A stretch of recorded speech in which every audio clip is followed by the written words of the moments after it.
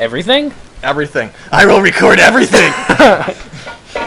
Anyway, we're starting off where we left off. Chapter 3 of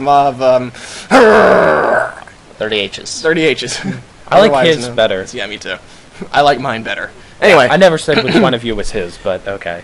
Harry slammed his book shut. It wasn't really a book because the pages were made of lasers and the words were made of headless women making godless love to dragons made out of motorcycles. But it was still reading. Wait, the book was reading? No, it's the same reading. It's the same principle as reading Playboy for the articles. Oh, right. For the lasers. It's the same principle. Gumbledorp, if you don't stop, we'll starve, and no one will be around to kill everyone in the universe if we get around to bringing everyone back to life after we killed them. What? I am no longer Scrumblegort. Scrumblegort. The ancient man dropped some of the planets he was juggling. The worlds have shifted. You were juggling? I am Dumblecop of the Dark Meal. He flexed one of his legs, which was made of pistols, and kicked the planet in half. Bugger you, Dark Meal, fagart of 1,000 suns. It actually did have the R. Dumblecop sniffed. And what of it? Is it a sin should a man feel like fagarting a sun or 1,000? Why should the suns heave through the void if not to be skewered by pawn orn fagpoles? Alright? Harry cast a glance at the book. Unsavory sounds emanated from the particularly damned chapter. He was hungry. He looked at a nearby cup. It had a faded brown film on the bottom. He thought about chumpets. Chumpets! Harry Chumpets! Goddamn trumpets! Oh, god damn it. If I ever see a chumpet, I will probably rape it. Fagarting a summer. Yeah. I will fagarting around the universe. that was actually pretty epic. Yes. Yeah. It's still a little weird, though. Anyway, chapter 4. Wait, Harry Potter is weird in general, so... Harry had found some food. It was guarded by 3 in a million thousand surf ninjas. Surf ninjas. Surf ninjas. All right. Fuck. You must bend your knees and feel the waves. For it was the last food on Surf Ninja Moon X. The ecology had been decimated by surf ninjas. So the last food was a cabbage and mustard sandwich. Fuck. Sounds nasty. Harry squatted in the ruins of a castle, which had been many skulls arranged to resemble one large one. Oh god, I'm having flashbacks to my immortal. It had been poorly done, with the cheeks fading into an amateurishly executed jawline. The silent killers of the night had negated their innate advantage by only plying their craft on surfboards during the day. It's a very I mean... ninja. Yeah. They're worse ninjas than Naruto is. I think it's just a title. No, they're just better. They're still better. I think they more resemble pirates. No really. one's worse than Naruto. Nobody decides to wear an orange jumpsuit. Ninjas are better. I mean, Pirates are better ninjas. ninjas than Naruto. Then again, but With his orange jumpsuit. on the color, the One Piece people are really good pirates. Harry was about to eat his cabbage witch when a man in a tuxedo appeared from behind nothing much. He stood 10 feet tall, and his head seemed wrapped in unwrappable darkness. I am Rape Radbury. I write critically acclaimed fiction that always turns into fact.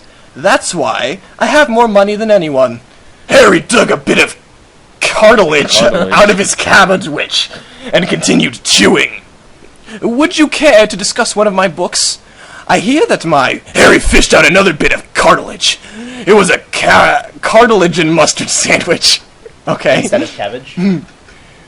You shouldn't believe everything that everyone says about me. I took a shower with my cousin once, and I have racist thoughts. A nibbit of yellow cartilage landed on Rape's shoe. He thought about his cousin. What? This is very profound, I think. Yes. Okay. Oh, short chapter. Here we go. Okay. The Inquisitors were torturing... Well, how did we get here? Oh, well, let's find out. The Inquisitors were torturing Harry. First, Ignatius used the rock. I think. Okay. Then Billy asked Harry if he wanted to read his BDSM blog. Harry was so surprised that his pants flew right off. He wasn't. He was wearing women's underpants. What? The Inquisitors were wearing them too. They realized that they were all men of the Lord. Is this? I don't know. I totally didn't expect that to happen. Oh, long shot. But then again, nobody expects the Inquisition.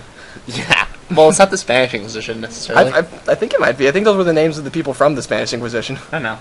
Maybe. I don't know. I don't think so. Anyway, chapter who the fuck cares? Harry awoke in the throaty grumble of a rape ape. What?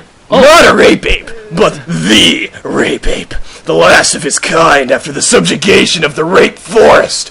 His people were once graced the canopy, their penile digits proudly grasping the vines as they swung through the night.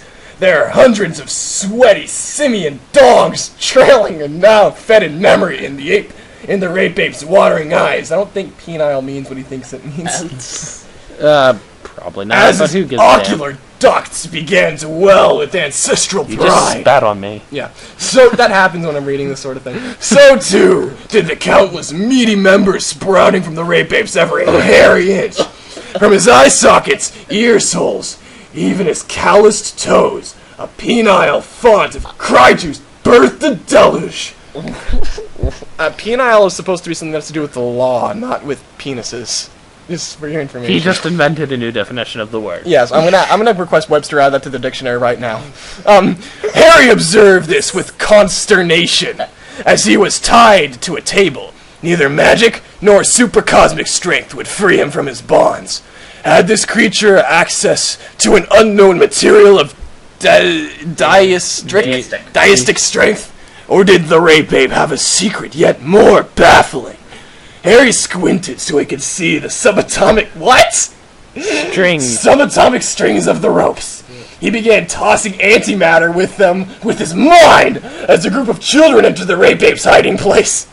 They were well groomed and impeccably attired, and there were 5.8 of them, just enough to represent an array of genders and races that would leave no one unhappy, save for the Eskimos. They were on their own as far as the rape ape was concerned. "Why do you cry, rape ape?" asked child 3.2. Okay. The rape ape, unwilling to hide his greasy primate cock tears, hung its head, and gravity coaxed the eye wangers downward. It tied them together into a bow atop its head to be pretty for its guests. "We are bound in this ligature of lingam, brother rape ape," said child 4.6. What? I don't even know. The children surrounded Rape Ape, holding their hands, and began to sing. Harry was transfixed as he watched the children, gently swaying with the song, floating skyward. The little ones began to orbit the Rape Ape, who was convulsing, as though stricken by the seizure devil. As the song increased in tempo, the child flesh bubbled and merged into a spinning wonder turbine. The fleshy head mass sprouted hair and groin dribblers, just like the Rape Ape, and sprayed confetti in disguise of past and future, setting the constellations aflame with the opalescent of perished rape apes. The explosion of color and hair left Harry Potter alone and still bound. He thought about sandwiches and cousins. What about trumpets? One more to go! One more to go! Chapter last! Let's see if Bellatrix Potter and Seamus, or Bellatrix Seamus. Lestrange and Seamus Finnegan are introduced in this Is one. it Seamus or Seamus? I don't care. Occasionally some people put it there without the H, but... Harry Potter awoke in a pit that reeked of hot sauce. He could feel viscous fluid under his fingernails, burning the tender skin. Everywhere were white bags bulging with foul product. So I guess 7 times 7 is foul. Yeah. They were diapers stuffed with chicken bones and hot sauce, their foul odors blossoming in the muffled dark. Harry's nostrils begged his brain for mercy.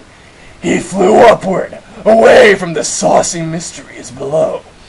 The smell grew faint, calling him to return. Harry ignored their lies, flying beyond the lips of his prison. He was in a laboratory with machines that had no purpose beyond blinking lights and soft hums. "Hello, my boy! You've made a father so good! Harry had flown out of the nose of an old man. This man wore a white coat, yet was drawn by the hand of an idiot. His voice came not from his mouth, but from elsewhere, a sad attempt at humanity. You know you'll do so well. Now you choose! Actually, I think that was the old I man. don't care who it is anymore. The man reached into his coat and laid out 3 diapers, each brimming with the spicy bones of the nose prison. He removed his hand and stuck it on a spike on the counter to keep it from rolling away. The diapers began to stir as creatures clawed out of bony wombs. Arrayed before Harry was a turtle, the reptilian body so frail that it seemed an afterthought to the shell. A bald weasel with toothpicks for legs, and a wrinkled thumb in a glass of water. The old man's head called out of the spike, "Everyone has one. Make your best friends for life." Harry drank the glass of thumb water and spat the thumb at the old man's head. What the? What, Oh my god. what did we just read? I don't know. Oh, I missed the days of carcass throwing and pre-mortal vampires on Mars and stuff. And groin saws. And groin saws. I relish the groin saws roar. He likes the first 2 chapters better. Yeah. Just a Yeah. little. This is kind of like Neon Genesis Evangelion a little bit. Just not as Was good. as- Gynax involved in this by any chance? I don't think so. Okay. I can't be sure though. Yeah. You can never be sure. Somewhere sadness in my heart. I feel the best thing I could do.